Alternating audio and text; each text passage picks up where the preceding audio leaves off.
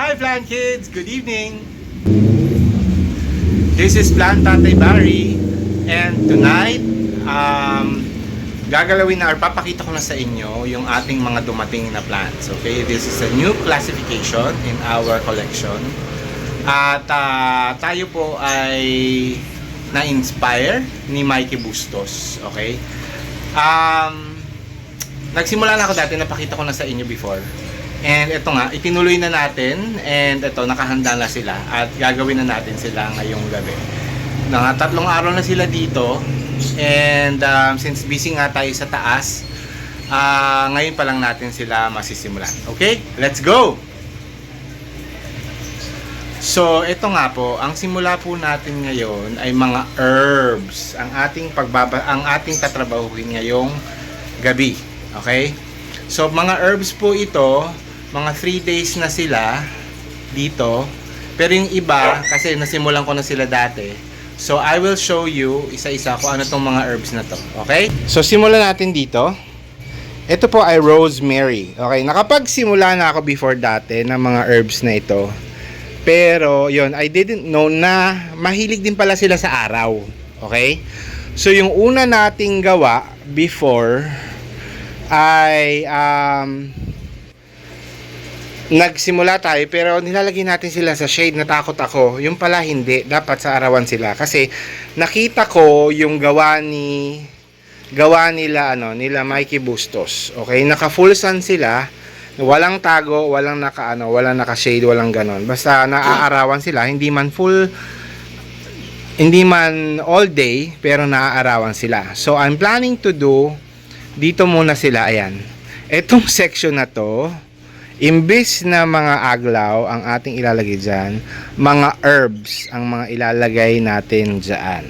Okay, so i-distribute natin ulit yung mga laman yan later, or eventually not later, maybe tomorrow, pagka yan yung yan yung ating magiging herb section ngayon, yung harapan, kasi naaarawan talaga dito. Okay, hindi man buong araw, at least maaarawan siya. Okay, so ito sila. Okay, simulan natin dito ngayon. So first on our list is our rosemary. Take note na nagkaroon na po ako lahat nito dati at unsuccessful.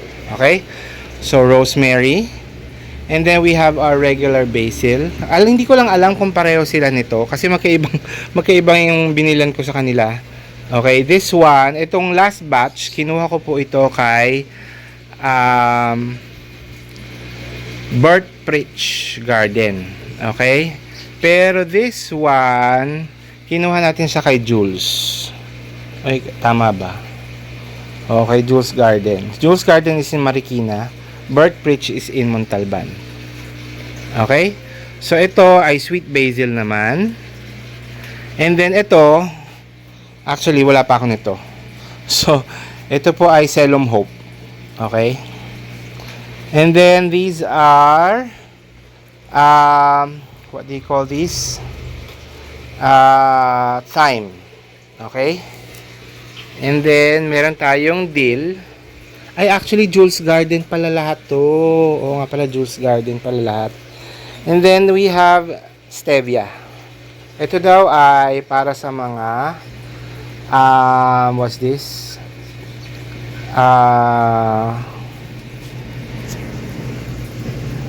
Diabetic. Okay, sweet daw ito eh. Okay, so mamaya, kukunin ko yung nandun natin pa.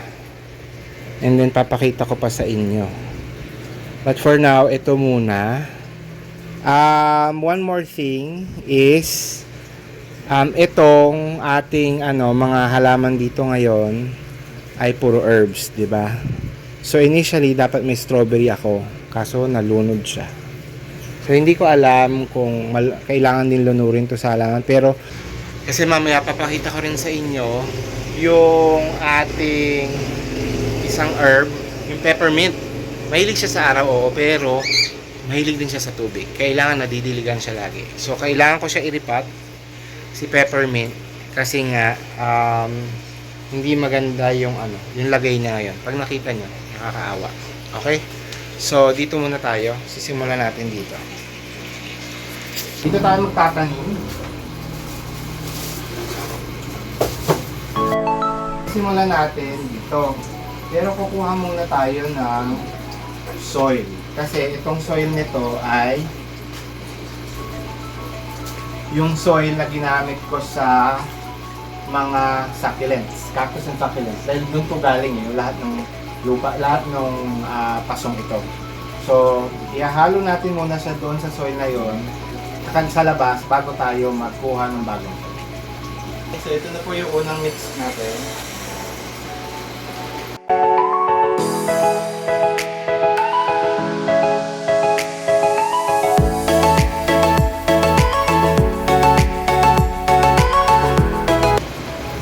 Natin ay itong basil. Itong basil na to, naitanim ko na dito. Pero, naisip ko kasi mas kailangan na mas malalim. Kaya, dito ko siya itatanim sa mas malalim na ito. Nilipat ko lang siya, tapos ang itatanim ko dito, baka yung yung mas mababaw, yung kailangan na mas mababaw, baka yung stevia or I don't know yet. Basta magtatanim muna tayo.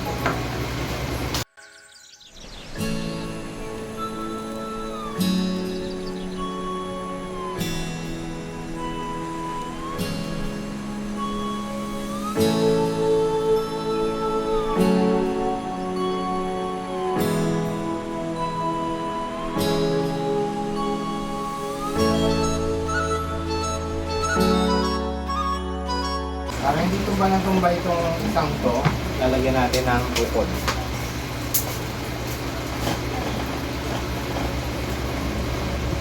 Yun.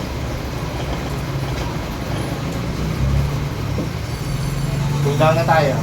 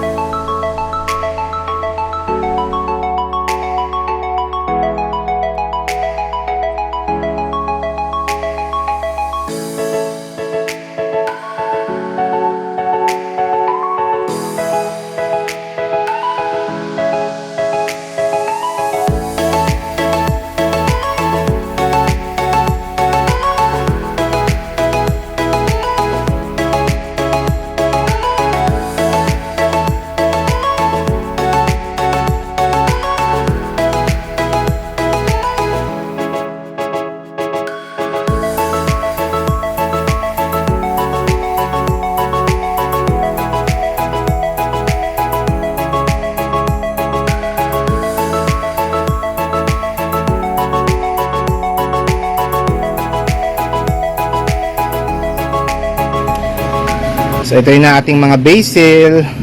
Obvious bang gusto kong basil. Ayan, dinamihan natin. Then we have our peppermint na hopefully mabubuhay. And then we have our golden silum, silum hope, sorry. And then here is our ano nga ba to? Thyme. Lagi ko nakakalimutan si thyme. And then our rosemary. And then our stevia. And then our dill. Ayan. So ito, hindi ko alam kung ano gagawin natin dito. Ayan, doon na lang. Kasi hindi ko alam, baka biglang mabuhay pa yon. So ayan po silang lahat. Okay? Ngayon, our next step is ilalagay na natin siya dito. Okay, so i-open up ko lang ng konti. Tapos i-redistribute natin yung mga aglonema natin dyan sa area din na yan para hindi sila mabigla. And then lalagay na natin tong mga itong ating mga bagong halaman. Okay?